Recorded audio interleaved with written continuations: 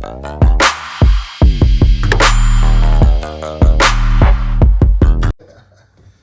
folks, what's up? This is Shamar, T-Bass and Shamar Show. We at it again, it's been a while. Today we're gonna have a good topic. We're gonna do 50 years of hip hop.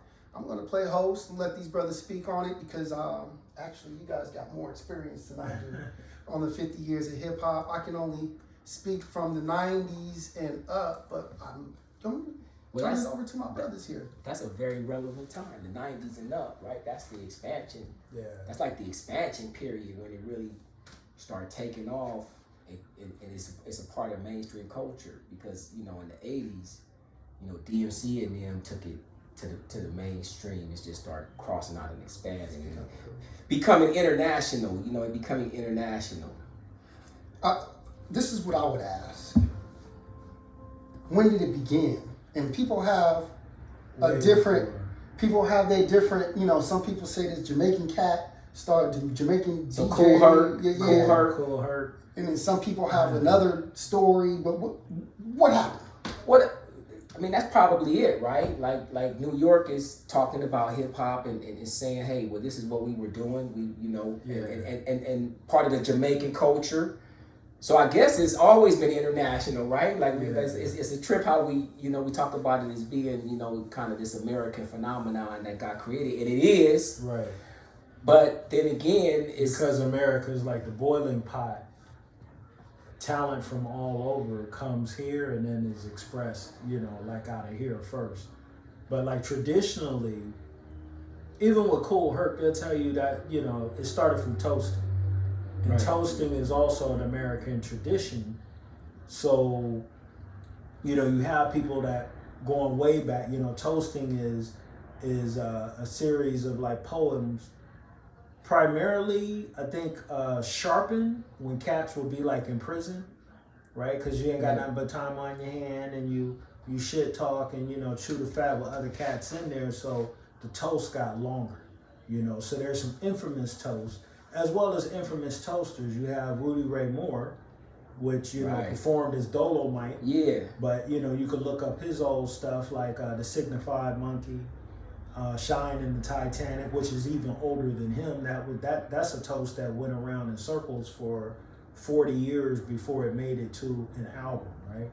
So, you know, it started as toasting, you know, and there's a documentary out that shows Grandmaster Melly Mel, who speaks on that. How cats would come around when cats got out of jail, you know, the toaster got out, everybody would stand on the corner and listen to the toaster do his toast, right? Yeah. So you take that, you take poetry, you know, which was already being done to music, so that's nothing new. Yeah. But, you know, we can't forget founders like the Watch Prophets, like the Last Poets, who performed poetry over music. So, you know, people here on the left coast have definitely said, well, you know, in 67, Watch Prophets came out with Rapping Black in White America, right? Yeah. So calling it rapping or the toasting being referred to as rap is older than the 50 years of hip hop. So what Rudy Ray Moore used to do,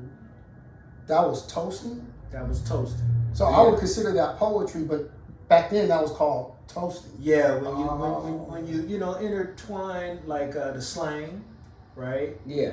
And yeah, we would call it poetry today, but the art of toasting is what that was called. Right. It wasn't, you know, we're gonna get up and do the players ball or, you know, as a poetry slam.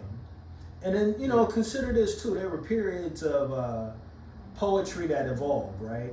Like there was a period called like beatniks, right? Yeah. You had the beatniks who did poetry over contemporary jazz at the time. Yeah. Was Beatniks a group? No, there is a rap group called the Beatniks. Yeah, there's right. But you know, beatniks are just it was like a genre. Yeah. Like it was a genre of music, kind of like a cultish, like you know, following of a music style. Spoken word. You know what? So back in the 90s when I was writing and I was rapping, I actually did do some spoken word over some hip hop beats, and because I wanted to actually cut away from the traditional rapping style you know, and actually integrate. And at that time, I probably was, you know, reading a bunch of, you know, Black consciousness books and stuff like that. So I just dug back and I was like, man, okay, so let me actually do some real poetry, but make it a little rhythmic, but more on the poem side of things. And then, and so, you know, so that kind of gave birth to spoken word. Spoken word has a reverb. And in my mind, that's kind of like how hip hop got started, right? Kind of as spoken word. Yeah. But then it just became more rhythmic. Right. You know, right. And you mix the music and the rhyming style, but yeah, man, it's a fascinating culture. Man, especially, excuse me, but when you look back, like even with like some of the pioneers in hip hop being women, if you look back at Roxanne Shante, yeah, right, or look back at MC Light, yeah, right, who a lot of times, especially like when Light. When she was in trouble, her mom, you know, would tell her, you know, just go write a poem or something, you know, get out of my face, right? She's bothering her about, hey, you know what, we'll do that Saturday, but for now, just go write her something, right? So she would take her frustration out in writing rhymes that it always starts as poetry, right?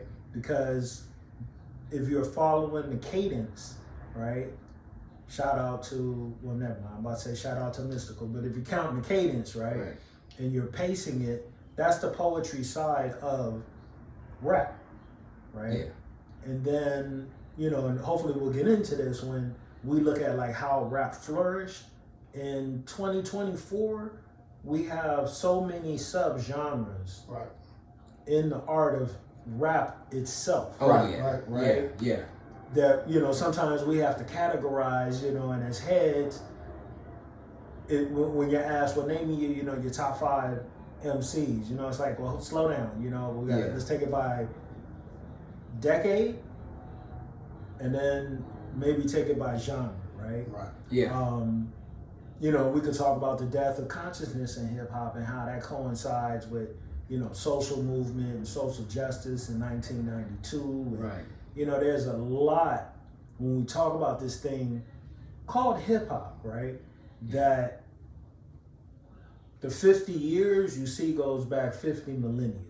You know what I mean? Because it's always things that as a culture has evolved, it started as a subculture. It started as the outlet for frustration of the reality of people's surroundings. You know, you step out the door and broken glass it's everywhere. Yeah. You know what I mean? You start like that and kind of take it back to the 40s and the 50s, like we mentioned the beatniks, you know, a lot of the beatniks thing and that movement also, they're noted for their lingo or their slang.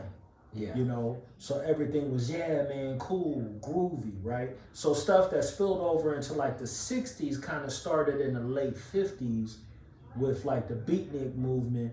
And bro, you know, and it was like a way that most people articulated their poetry that fell into that rhythm. They used a lot of catchy slang, and the slang constantly evolved.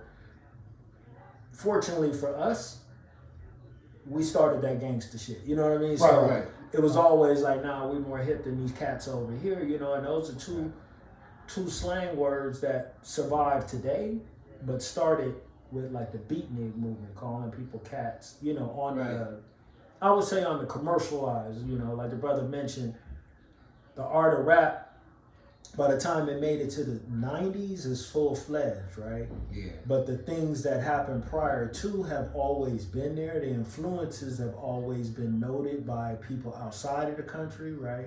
Primarily Europeans who saw what was happening and like, oh, no, that's cool. Right. I need to jump on the bandwagon. Right? Well, you know what? And guess what? The ears don't lie. So they heard this sound, you know, this sound that's going on.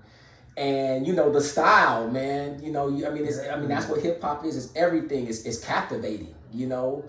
I saw the first, so I saw DMC before they blew up, before Crush Groove. I saw the original, you know, when Run came out, that whole skit, Jam Master Jay. I had never seen anything like that in my life. It was like, I had been to shows, I had seen bands play, but you know, that, you know, a guy scratching a record, and you like, and then the sound, and then the bass and all of that. man, and it was like, wow, this is mind blowing. Like, So around what time did we convert over from say like toasting to like rap? Was that like the Sugar Hill Gang, or was it before then? no, it was before then because they was cutting break beats. Yeah. You know, taking break beats like the hottest part of the record, and you know, you just run that back and forth. The Right. DJ start running that back and forth, and then brothers come over and go back to toasting, and they start toasting. Right. Yeah, I'm mellow, I'm live, it's all the way, you know, and then they getting on it, and they going back and forth, and then you got crews going, right? Now you got crews going. Right. Now you got dance crews going. Yeah, that's you all know. I was gonna say. Like when we talk about hip hop, you know, you have to understand that there's elements to hip hop, right? So you got b-boys and b-girls, or your break boys, your break girls, right? You have graffiti artists, right? Yeah. You have the DJ, Right. who traditionally was just a disc jock. Right. You know, honestly, you used to go to the club and it was just a person changing the records. You know, you go to a record store, they hire disc jocks for record stores. He basically just changed the record. Right. And early DJing, you know, I learned from a DJ 30 years ago, you know, he always plays songs like in triplets, right? Okay. So if he was going to play dance music, he played 3 songs of dance music. Right. And then if he had to slow it down, he slow it down with just 3 slow songs. Right. And then his next, we got to bring him back up. Let me play 3 more dance songs, right? Yeah. Now I'm going to play 3 songs that are kind of 1989, 1990. He might play 3 kind of techno, or like because house it's the music beats, songs. because it's the beats The too, beats, right? The BPM. So I started out. I got my first mixer. I think it was '85. My homeboy Greg, who ended up becoming my bandmate, and the producer. He actually introduced the mixer to me and my boy Lacey. He gave us a mixer. So we were like, "What do you do with this?" We didn't even know what to do with it, right? But Greg was into the hip hop culture. He was into that, and so he used to dance. He was a boogalooer, and we knew a bunch of graffiti artists. So all the elements that he's talking about, he was involved in that. But Greg was into the DJing, so he gave us the mixer, and then my boy Lacey started mixing, and Lacey was just phenomenal, man. Like once he got on it, he did all kind of tricks, like took the whole DJ and shit to the next level, like turntablism. That they had to come up with a term for these dudes doing all these crazy tricks on with the wax and the wheels and stuff like that. Right. So yeah, '85. So it's all of those different things, man. It's you know, and then you move from there. Then you get deeper into the production side of things, right? So hip hop goes into the studio where you know now you got the equipment there, and you know. I just heard a term that I've used a lot. But I've never heard it used that way. What? Turntable? No. Boogaloo. Yeah. Boogaloo. What the hell is a boogaloo? Boogaloo. So I know boogaloo, like is that like dancing where you dance? That's what pop lockers, boogaloo. Boogalooing. The boogaloo. Yeah, breaking. You came into breaking. Break dancers. Yeah. Man, that was all part of the hip hop scene, though, right? That was like that's all part of the hip hop and the graffiti. Well, you know what? Because it's a conglomeration of things, right? Yes. Dancers would come in to listen to the music, you know, and do their thing, and they were into dancing and stuff like that. The MC, the master of ceremony, right? Who started out as the toaster, right? Yeah. And now let's bring in more toasters. So all of these, let's shorten the master of ceremony to the MC. Right? And like Rakim said, it's the MC's job to move the crowd. Right. And then in the background, you also have graffiti art, right? Which kind of is painting the landscape in messages that also represent the heart of the community, right? Yeah. The soul of the people, or here on the left coast, Chaka from San Diego to the border, right? Yeah. Chaka everywhere, right? But yeah, you know, that element of hip hop, the last being the MC, you know, the person who's controlling the microphone, right? But also depending upon the DJ, right? Who is also vibing off of the B-boys and the B-girls, and then the crowd is tripping off of the whole environment, right? So you got all of these things and the colors and the fashion. Yeah. It's a whole thing, man. Yeah.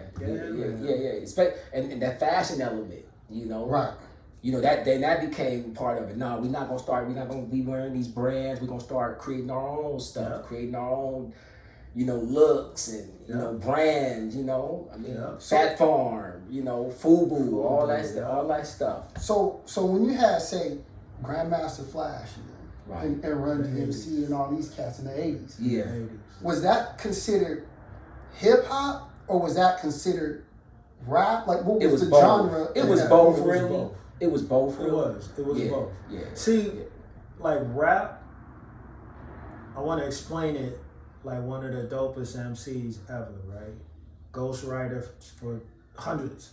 My man, the DLC said, right? Rap is rhythmic American poetry. Right. Okay. So it was rap music then. Yeah. It was hip hop, I think, once the culmination of everybody recognizes the brand. Yeah. Right?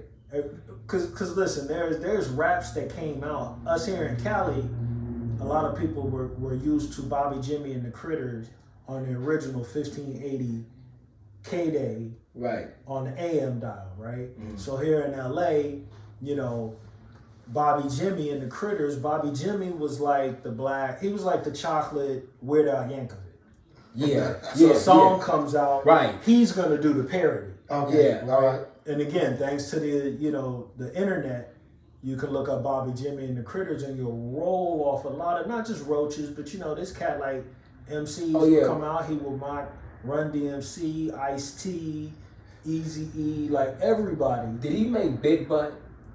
Remember that Big Butt? A Big Butt. That beat. A Big Butt. I remember that. I gotta look that up. Big Butt, right? Big Butt. Yeah. Hey, that instrumental, that was the first time I performed. We used actually that instrumental at my high school. It was a high school pep rally or something like that, and so I rapped over Big Butt.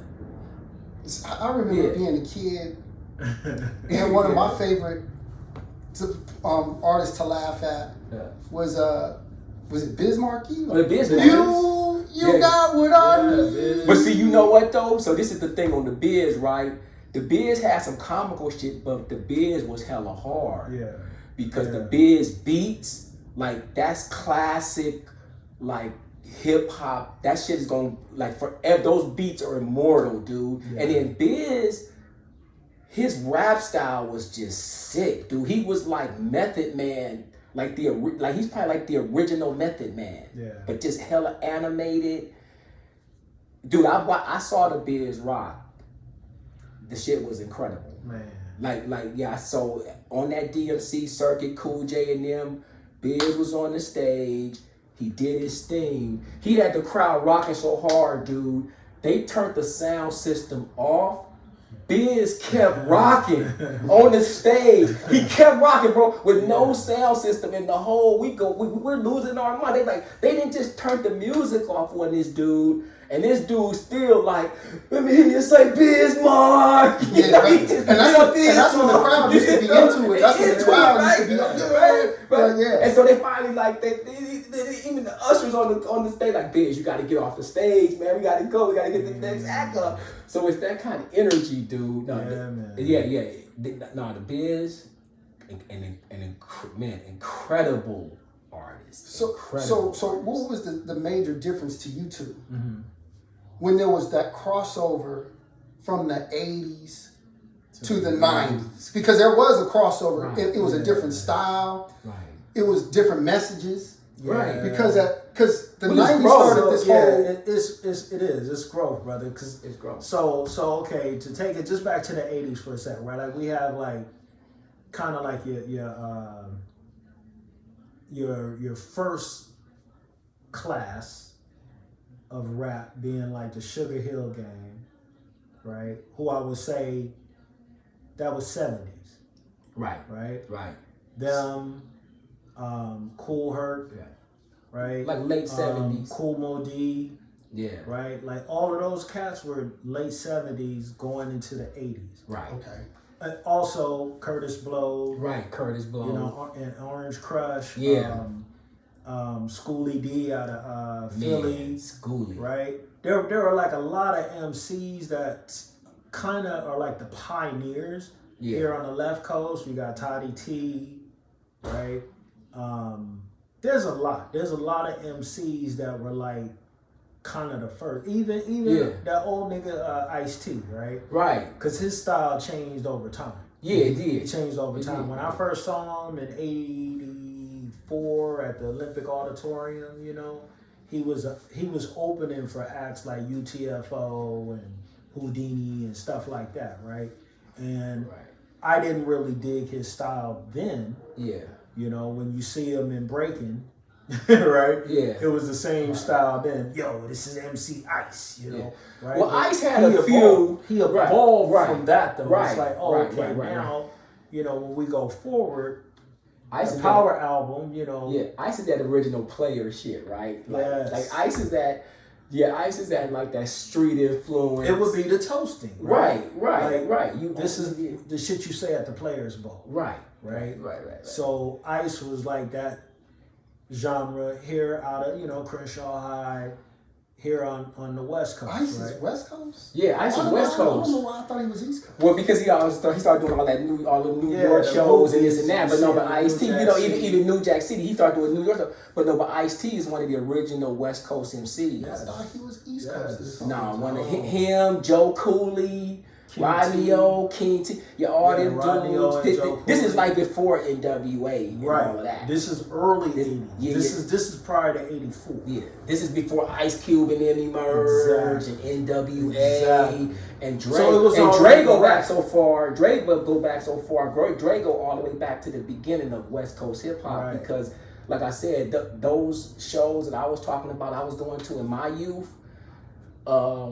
Because actually that DMC show, that DMC show that I went to where I first saw Run DMC, that was a DMC Egyptian Lover show. Right. So that's Egyptian East Coast. That's East Coast, West Coast. East Coast, West Coast. Egyptian Lover shit was hard, bro. Like if you talking about West Coast hip hop music, Egyptian Lover, them beats was that techno. Because remember, hip hop was techno when it first came out. It was very techno disco style because it comes out of disco. Yep. It comes out of disco, so which makes disco as disco was dying, the hood was still stuck on the music, right? Yeah. So from disco, we heard Kraftwerk. Right. And out of Kraftwerk, cats was like, "Oh no, you can loop that." Yeah. Right. We're just gonna loop that. Just keep that, and then you always have the extended version of shit and the B sides, right? So. Here in Cali, in particular, yes, the World Class Wrecking Crew, Uncle Jam's Army, Battle Cat, and there was Dre and my wife. She was going to them parties, right? So it's funny when we talk, cause see, I'm a Northern California cat, right? Dre grew up in Southern California. So she go to Inglewood High School. So she going to the Uncle Jam Army's parties in LA, which I can't even imagine what that shit was like, right? But I was like, nah, y'all used to come up north. Y'all would come up north and get in parties up north too. So I'm up on how y'all was vibing, how y'all was getting down. And I've always noticed there's a difference between the Bay and the way they rap. Right. In LA and the way they rap. There's a difference between the two, brother. Yeah. So I understand, in one way, I'm gonna bite this title, bastards of the party, right? Yeah. But kind of consider that, right? Like you have twin children that grew up separated from each other. Like environments. Very similar environments, right? Like if we just jumped in a hot tub time machine and went back to 1973, blacks in Oakland and blacks in LA were on the same scale. Right. Blacks are the working class. They have factory jobs. They can afford, a 2-car household. Yeah. They could afford all the houses, right? Oakland was no different than LA. Right. Also, 1973. Miller decided, you know what, this malt liquor thing we've been trying out is starting to catch on. we need to promote this to college kids and then black communities, and this is no lie. There's a whole documentary Pop you Drunk, can look up. Slits Malt Liquor. Malt liquor was introduced Pop in Drunk, 73. Slits Malt Liquor beer, the Blue Bull or Yes. Silver King. Don't say beer, say bull. Yeah, Bull. my Slits malt steppops used liquor, to bull. get that. The Slits malt It liquor. It was like Silver blue. Was it Bull. silver and blue? or Yeah, something? silver and blue. with the White. bull on With it. the Yeah, bull yeah, on it, yeah, yeah. You be watching Soul Train on a Saturday, mid morning, and Right. don't say beer, say bull, bull. Big bull busting through the disco, Right. cats running like, God damn, when I was a kid, man, I used to think a bull would kill you, right? Yeah. Don't say beer, don't say nothing about no bulls nor beer while we outside playing. I don't want no bull to just pop through the wall, right? Right. But yeah, man, there was a lot of when we take it in segments, you can understand like the evolution of hip hop to get to what your question was like, what was the difference between like the 80s and the 90s and going into consciousness? There's some historical events that happen, right? So going back to like Class 1, Def Jam kind of took out the, question of who was number one in the mid 80s into the 90s, right? Because when you look at their roster, you had the Beastie Boys, you had Run DMC, Yeah, Cool J. LL Cool J, right? Yeah. With just those three alone. Right. But there were other, artists that came after them. But then the concert tours taking off, where anybody that's been to a PE concert is never going to forget their first PE concert. Anybody that's seen Run DMC will never forget the first time I seen LL, the first time I saw, right?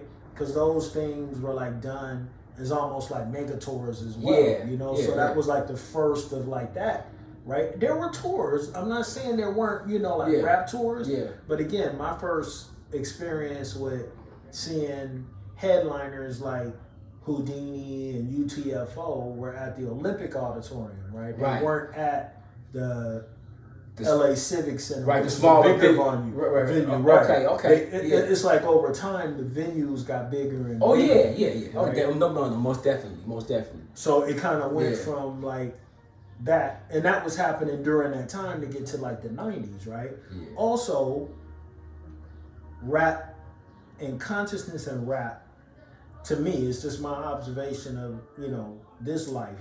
1992 and the events that happened in Los Angeles with the civil unrest, right, over the Rodney King issue. From that point forward, it was like there was a war on consciousness in rap, right? Because for a lot of people, they can remember it was like the light bulb was turned on in people's heads, and then the consciousness in rap was turned off. There was a change in 1992 in rap where on the radios, there were rumors of them getting rid of K-Day. It was eventually killed, right? Yeah. But there was a flip. So 1992, the biggest album in hip hop or in rap music that year was Dr. Dre's The Chronic album. Right. So there was a shift from Public Enemy's message of like fight the power. And trust me, there was a lot of conscious rap out. Right. You had X-Clan. Their whole roster. Right. You had Diggable Planets. Right. Which just in an abstract way. Was an unlocking of the mental that was liberating. You had the native tongues. All of them. Right. You had so you had whole record labels that were just dedicated to the art of hip hop, but also consciousness in the music, right? So again, taking it to 92, Death Row Records, the Chronic album, the rest is history. Because a year later, it switched from us. Okay, a year later, Doggy Style dropped, right? But then in that time span, Master P and the South started South infiltrated, right, and they started coming up. Well, that's and there was already there were Southern artists, look, Ghetto Boys was out before then, right. Two Live Crew, but like it wasn't taken in the same seriousness because the message was a little different. But even like since you mentioned Two Live Crew, remember Uncle Luke and Two Live Crew went through the whole thing with freedom of speech. With the censorship thing, and censorship and Yeah. placing the labels, the warning labels on record so parents could see what their kids were listening to. Right. And then making Well, and it was adult content. It was adult content. No doubt. Most definitely. No doubt. Like the whole, you know what I mean? But you know, back then it was monumental strides being made where like a whole album was dedicated to F. Navarro, you know, who was the police chief in Broward County, and you know, you end up like learning too much about politics during that time just by listening to music, right? But you know what? I think, man, like going back to the like kind of the consciousness thing and the East-West thing, the East was always just a little more on that conscious thing, whereas on the West it was always kind of like street and gangster and hustler. I can see that. Like NWA and all. Like definitely, even up north, Short. You got Short. Yeah. You know, one of the prominent Spice MCs. One. You know, Spice Right. One. So they talking Big about 40. street life. They talking about Gangsterism and all what's that really type of going stuff, on in right? the streets up north. You know what I mean? The same thing. You know, NWA, the Chronic, woo woo. They talking about what's going on down south in LA. What's happening? I would assume that also would have something to do with the type of lifestyle that you live in LA in contrast to the type of lifestyle that you say like in New York or Philly or something like that. Right. I think though, when you look at it, there was like a balance, right? Yeah. So East Coast gangster rap had already existed, right? Like I said, we bring in Schoolie D. Because Public Enemy in there was actually gangster rappers when they first started out. So all the dudes who was conscious rappers, they actually was street rappers before. They was hood rappers before they actually became conscious rappers. Public Enemy, BDP, Boogie Down Productions, Right. you know what I mean? Even Rakim, his early shit. That's why, that's why people fell in love with it, because he telling the street story, dude. Like when you listen to Rakim, and then he brings in the spirituality and righteousness, and he says, this is who I used to be, yada, yada, yada. But then, boom, I found Allah. Now I'm doing this. You know, it's those transitions, and it's a familiar story for us, bro, because it's Malcolm X. Right? No, the reason why I say lifestyle is because there's another thing that was introduced in the 80s that, I mean, it just gotta get said. Okay, say it. Is the war on drugs, or the whole Reagan and all, and the crack epidemic, and the crack epidemic, like a dope and man, so man. Once you started getting like that, once the neighborhood started getting, when drugs started to flood the neighborhood, the battle rap, the message of the music also changed, due to the fact that now cats is rapping about the drug gang. And the thing is that always existed, right? The message. Yeah. The message was about that, right? Right. What's the other one? Don't ever come down. Free base, dude. Yeah. White lines. Yeah, white lines, right? Lines. Same white thing, lines. right? White lines. Same. That was always there because MCs rapped about the reality Society. of their environment. What Because is guess going what? on around them. But let's talk about white lines though. Yeah. What was going on? A lot of dope was being sold. Yeah. And they weren't in the crack yet. Everybody was freebase. And disco rappers, guess what? Now they getting exposure. So they in these white areas too. Yes. And they like, this blow is going on. Yeah. Wait a minute. Wait. This ain't just happening Yes. up in the neighborhood. Yes. They with it too. Yes. Okay? Yes. And so now I gotta make a song. Don't do it. This is an epidemic. Yeah. And so it's that too. And then look at the names, right? Like any MC out of New York that has ski in his name was hip to the coke game. Right. So Joe Ski Love, right? Everybody used ski in their name. Right. That was slang for some kind of way into the coke game. Into the snow game, right? Into the snow, which evolved, and became crack once that was available. Right. But so that element of like the street life being in somebody's rap, that was always there. Right. It was always there. Because it's it's urban. Yeah, it's art imitating life, right? Yeah, So this is what's absolutely. going on outside your door and in your household. I'm gonna rap about what I'm seeing and what we living through, right? It's a trip too because there's a connection with, like, when we say like there's categories of rap, right, or like genres of rap. None of those like ever stop. Like nothing ever stopped, Right. Yeah. So people who liked Public Enemy, if you look up, every so often there's a new PE album out, right? Right. Blastmaster KRS-One always dropping new music, right? Right. Brother J from X Clan drops new music. Wise Intelligent drops new music. Right. Lord Jamar has a podcast. Killer Priest has podcasts. So like those people are still doing it, and in a way, I laugh because back in the 70s when I was a little children, right? Mm. They'd have those K-Tel record commercials, right? Hey, brother, what's that you got? Oh, man, I just picked up this new K-Tel record. It's got all the oldies, right? And it's playing stuff from the 60s, right?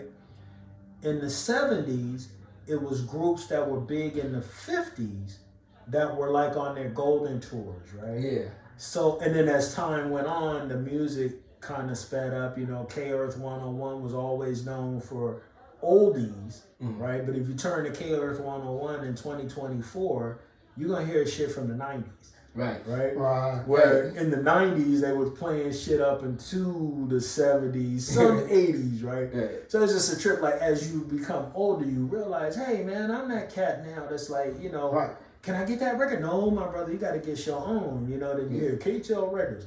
Now, the music that I grew up with, that I love, is old school music or dad music or whatever. Right. So it's just a trip, like looking at that cycle of life repeating itself in this cyclical way, right? Like it continues to go in this cycle where, anybody my age will look at rap today and be like, man, that's just garbage, right? Yeah. But they're doing what they do. That's not my genre of the genre. I listen to a lot of the new artists. I think they're talented, man. Yeah. Like I some of it is bubblegum, but you know what? We had bubblegum shit too. So you know what I mean? And like then, your parents yeah. would call out your music bubblegum. Right. That don't got no message. That done got away from love. Well, when I say bubblegum, what I mean is that's a term in hip hop, right? Like, so we had these different things. We were like if your shit is hard, it's underground, boom. Yeah. You know what I mean? Meaning underground, meaning authentic, meaning this is the flavor. Yeah. And then bubblegum, pop stuff, you know what I mean? Like that's kind of like pop stuff, right? Yeah. So right. So the culture always gonna have that, man. Yeah. But then you do have those artists, that go in hard, like Kendrick. Yeah.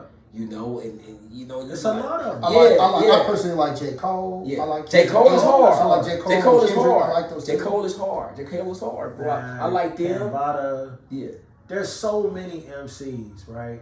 Like it was mentioned earlier. So I want to circle back to this, right? Mm-hmm. Like hip hop being international, right?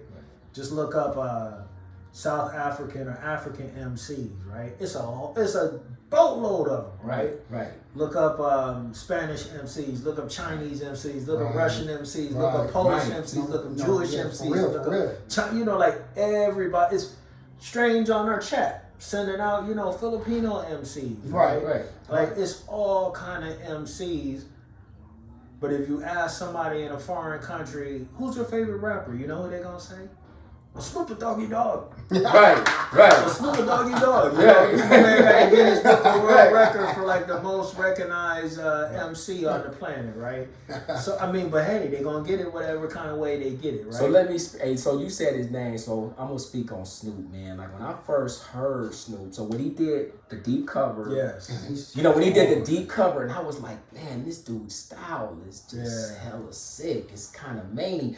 And so the interesting thing about it to me is that I was a Northern California youth, right? Yeah. But when Snoop, some of the slang terminology that he used was some of our older slang terminology. And I was like, wait a minute, he Yeah. just saying really though and all this other. We was saying that Really shit though. like, right, really though, like we were like that's kind of Yeah. like 10 or 15 years behind, but he's a young dude. Yeah. So I was kind of tripping on the lingo of it, and I was like, What was that, 91? yeah, that time, yeah. 90? but Yeah. like really though, and all this Like other stuff, 91, and some of these other terms, street terminologies. Yeah. I was like, so he got this street terminology, but it's kind of like older street terminology, being a young cat, right? Hey, when you And listen so- to his music, he was listening to that old stuff. Right, the 70s and right. 60s and stuff. And so I was like, I get it, I Yeah. get it. And but nah, man. So when I first, Snoop shit was just, I was like, damn, this dude right here. Yeah, you're is right. just- That's it's why I had to just- remember, like, it's when was that? cold. Was like 90,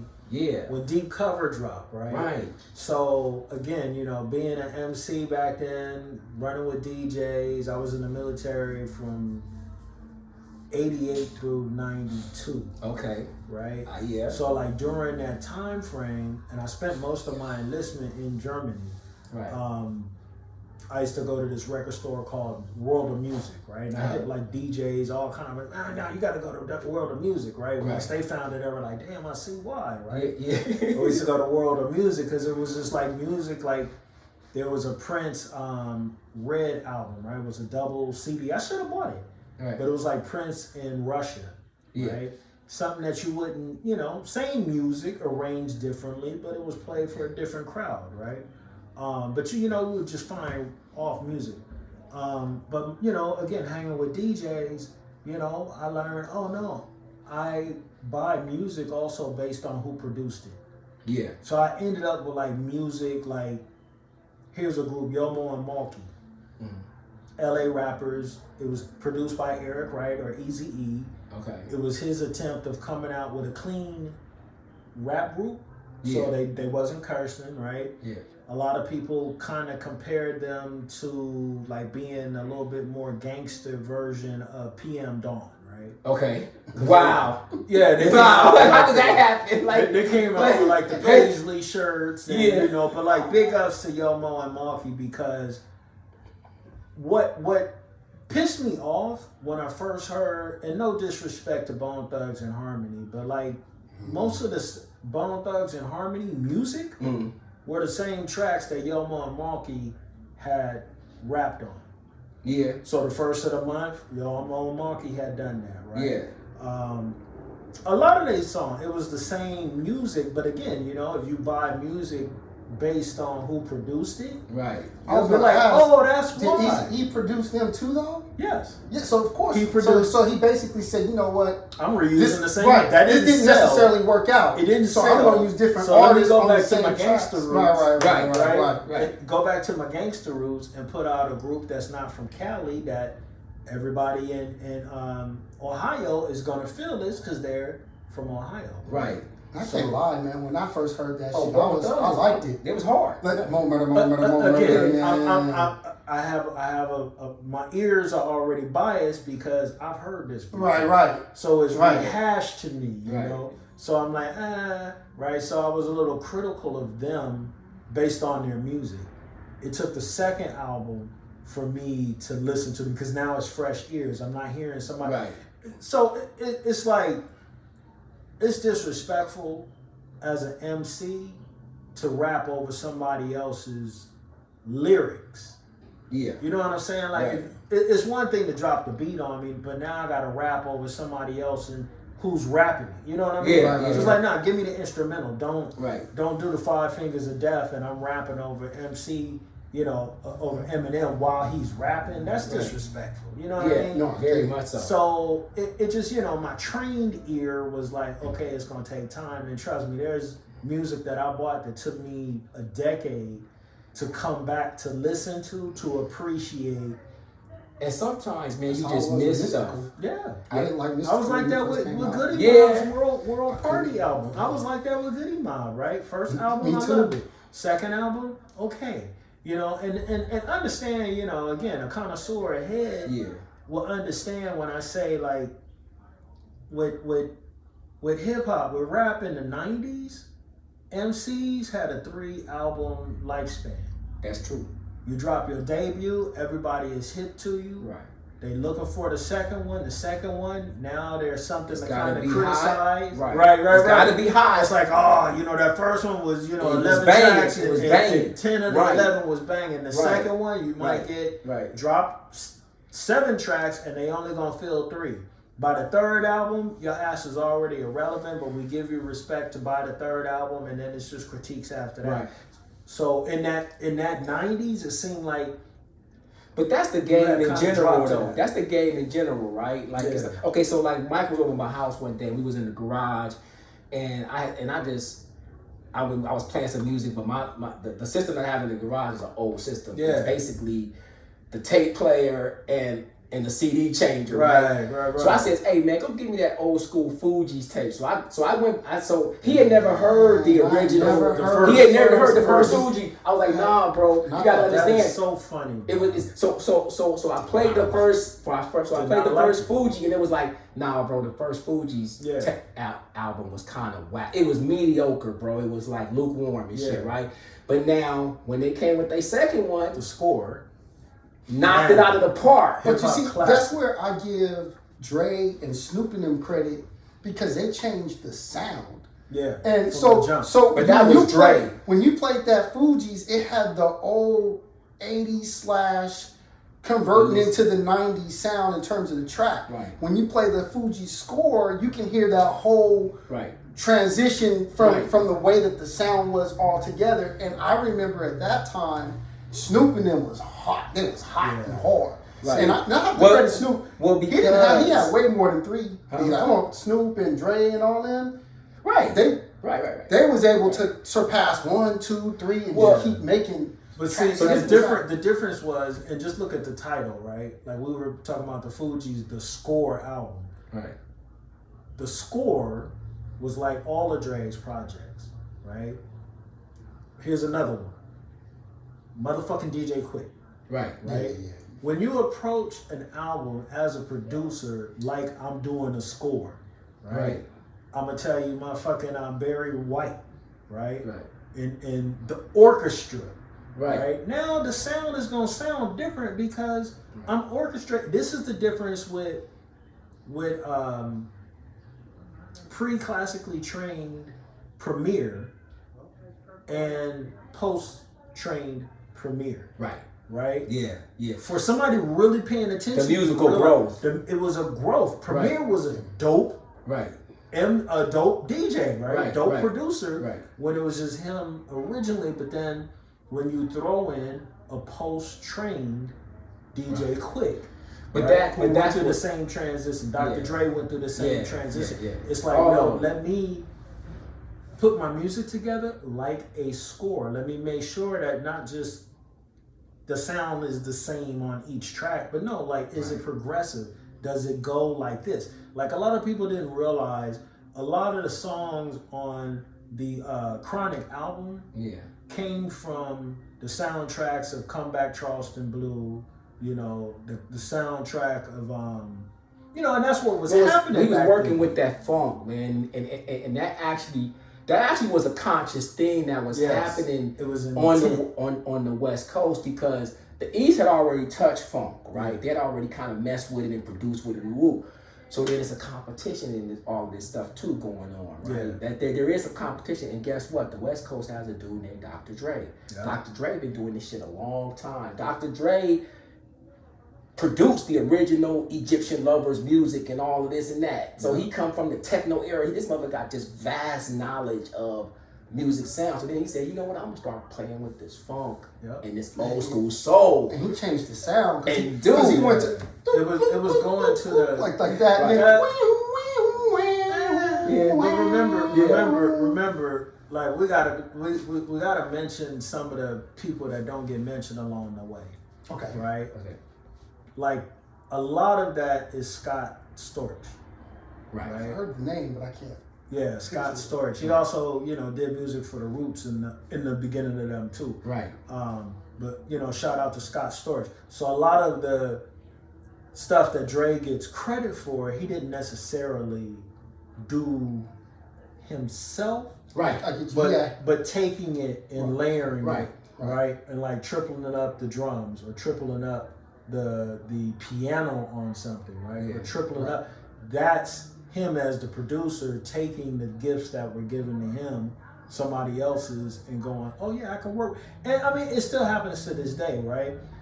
Artists share, beat makers share because you may hear it and go, oh yeah, I hear something in that, added this, and now it sounds like this. And then that person go, damn, that's dope. I also hear this in it, give it back to me. And then they add their, right? So the music can keep, and especially with sampling, look how many artists from prior generations, music was continually sampled.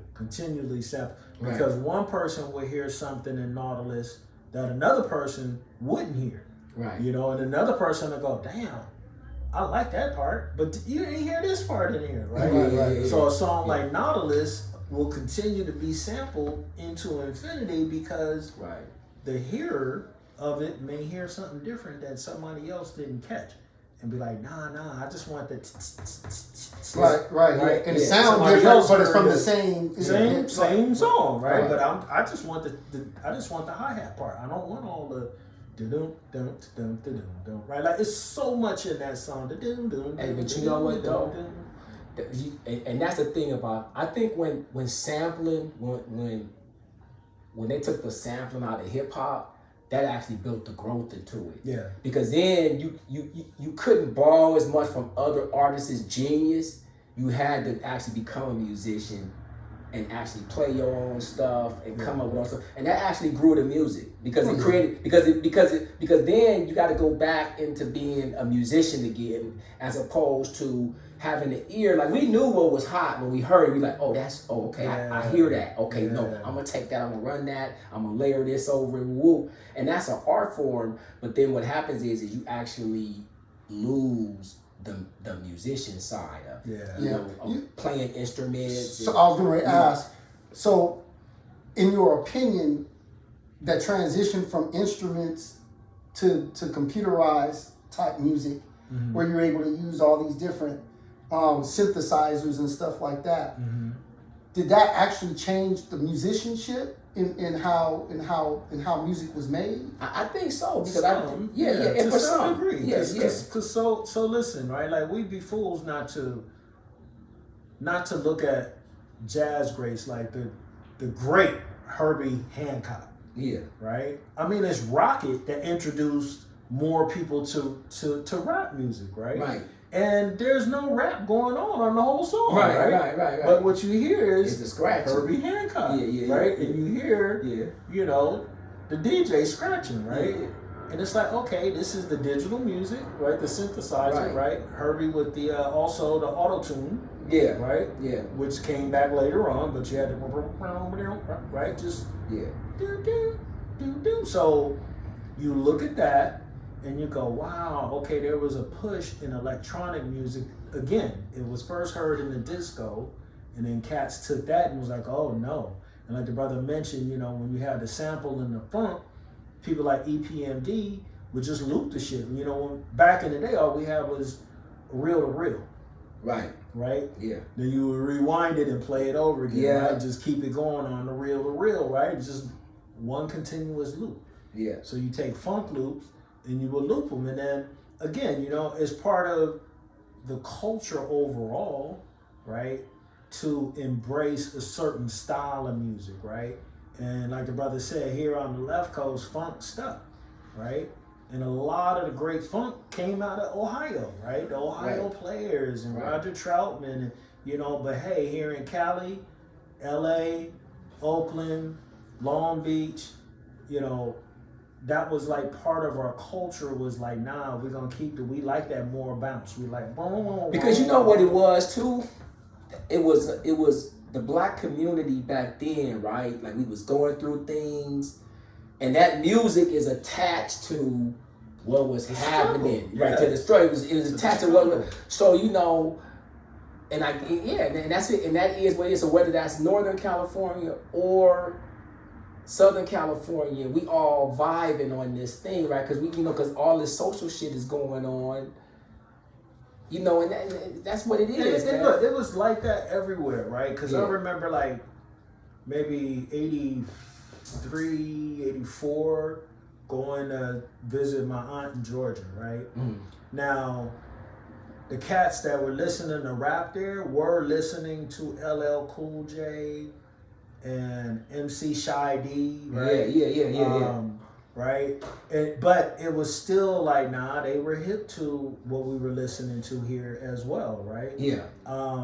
Here's one that don't get an honorable mention a lot, right? But Rappin' Duke, right? The ha, right? And I Rodney, hated Rappin' Duke because everybody did. It was man. it was pop. corny. It was pop. It was corny. It was And to me, crossover, right? and to me, it was like an insult to the culture, Yes, right? It was like an insult to the culture. Especially when cats like there was a comedian back, Rodney Dangerfield had a rap. Okay, yeah, Right? oh yeah, he did. Like, Chicago He did. Bears had a rap song, Right, right? right, The Super Bowl right, Shuffle, right. right? It was just terrible, right? But yeah, exactly. You turn on the cartoons, the Teenage Mutant Ninja Turtles have rock, Bebop and Rocksteady, and they got 5 parts on the side. So the culture had already. And even even Prince started trying to rap, right? Yeah. And Prince started trying to because guess what was being said?